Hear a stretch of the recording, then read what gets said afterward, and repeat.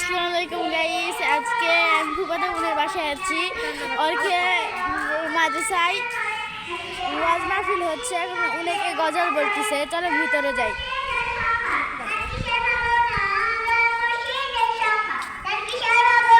এখানে সবাই গজল বলতেছে, নানা ছুরা বলতেছে।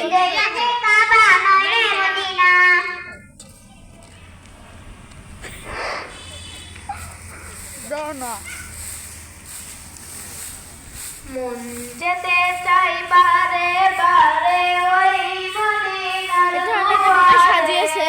ওই মদিনার এটা হলো তেজ। মাহবুব